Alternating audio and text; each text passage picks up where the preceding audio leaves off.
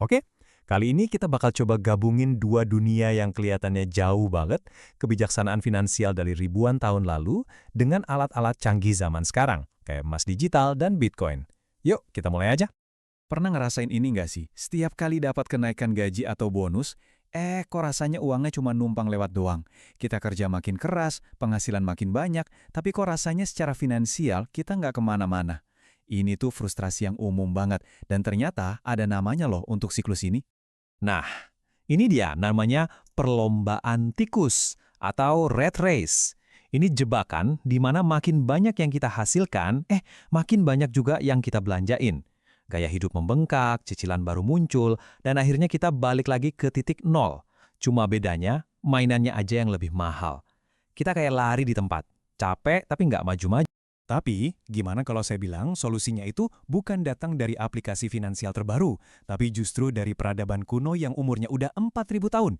Kita bakal bedah bareng-bareng 7 prinsip abadi dari buku legendaris The Richest Man in Babylon, dan kita coba terapkan langsung ke dunia digital kita sekarang. Oke, kita mulai dari dua pilar yang paling fundamental. Sebelum kita bisa menumbuhkan kekayaan, kita harus bangun fondasi yang kokoh dulu. Intinya cuma dua, mulai nabung dan kendalikan pengeluaran. Kedengarannya puitis banget ya. Tapi pesannya itu sebenarnya lugas banget. Mulailah isi dompetmu, dan jangan pernah biarin kosong. Ini langkah pertama yang paling krusial. Tapi gimana caranya? Berapa banyak yang harus kita sisihkan? Nah, ini dia jawabannya. Simple banget, 10%. Nasihat dari Arkad, orang terkaya di Babilonia adalah sisihkan setidaknya 1/10 dari semua yang kita dapat. Bukan setelah bayar tagihan ya, tapi ini hal pertama yang kita lakukan pas dapat uang. Intinya, bayar diri sendiri dulu. Di era digital kayak sekarang, ini jauh lebih gampang dari sebelumnya. Coba deh pakai fitur auto invest di aplikasi emas digital atau kripto. Atur aja supaya 10% dari gaji itu otomatis kepotong dan langsung diubah jadi aset. Ini ngebangun disiplin tanpa perlu niat kuat setiap hari. Kita bayar masa depan kita duluan. Tapi, nabung 10% itu bakal percuma kalau 90% sisanya bocor kemana-mana. Nah, ini bagian kedua dari fondasi. Kita harus bisa ngendaliin kemana perginya uang kita. Arkad ngingetin kita buat ngebedain mana kebutuhan dan mana keinginan. Nah, ini poin krusialnya. Bedakan antara aset dan liabilitas. Konsepnya tuh simple banget. Aset itu sesuatu yang masukin uang ke kantong kita. Sebaliknya, liabilitas itu malah ngeluarin uang dari kantong kita. Tujuannya jelas kan? Pakai uang kita untuk beli lebih banyak aset, bukan liabilitas. Secara praktis, gimana caranya? Ya, buat anggaran untuk sisa 90% pendapatan. Jangan gampang kebawa hype atau FOMO. Terus pakai dana darurat buat beli aset yang lagi naik daun secara impulsif. Anggap aja, disiplin anggaran itu satpam yang jaga gerbang kekayaan kita. Oke, fondasi udah kuat, kita udah mulai nabung dan ngontrol pengeluaran. Nah, sekarang saatnya masuk ke fase yang lebih seru. Bikin uang kita kerja untuk kita. Wah, ini metaforanya keren banget deh. Kekayaan sejati itu bukan dari tumpukan koin yang diam aja, tapi dari aliran pendapatan yang dihasilkannya. Uang kita harus jadi pekerja yang bisa ngasilin anak-anak alias keuntungan, yang nantinya bisa ngasilin cucu. Inilah inti dari investasi. Dan mesin ajaib di balik proses beranak pinak ini namanya peracikan atau compounding. Ini tuh keajaiban di mana keuntungan kita mulai menghasilkan keuntungannya sendiri. Jadi pertumbuhan itu jadi bahan bakar buat pertumbuhan selanjutnya. Proses inilah yang mengubah jumlah kecil jadi kekayaan besar seiring berjalannya waktu.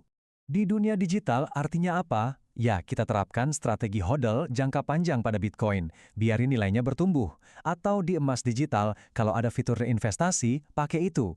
Tujuannya simpel, biarkan efek peracikan bekerja tanpa kita ganggu. Tapi, ingat ya, pertumbuhan yang agresif itu harus diimbangi sama pertahanan yang kuat. Aturan pertama investasi itu cuma satu, jangan sampai kehilangan uang.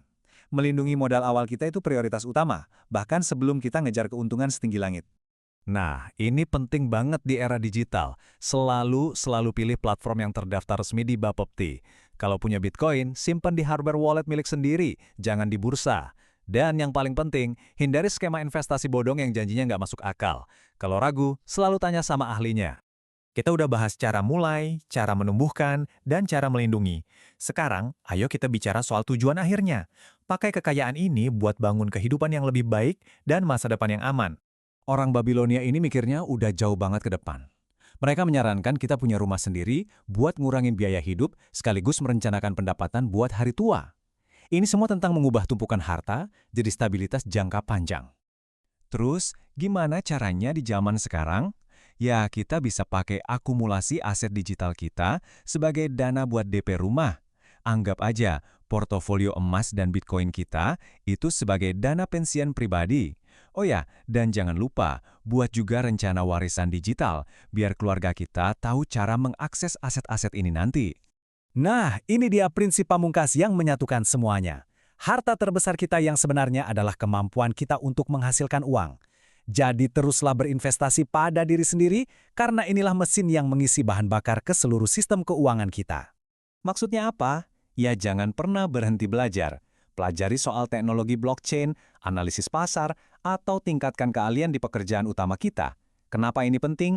Karena pendapatan yang lebih besar berarti jumlah 10% yang kita tabung setiap bulan juga jadi makin besar. Ini siklus yang saling menguatkan. Setelah kita lihat ketujuh prinsip ini, kita bisa merangkum semuanya dengan sebuah analogi yang indah banget. Ngikutin langkah-langkah ini tuh bukan lari sprint, tapi lebih kayak proses organik menanam sebatang pohon zaitun. Coba bayangin kayak gini, menyimpan 10% itu sama kayak kita menanam benihnya.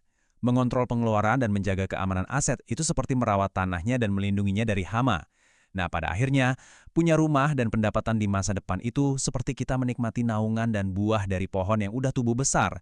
Terus gimana dengan meningkatkan kemampuan? Itu seperti kita membuat pohon itu sendiri jadi lebih kuat dan lebih produktif setiap tahunnya.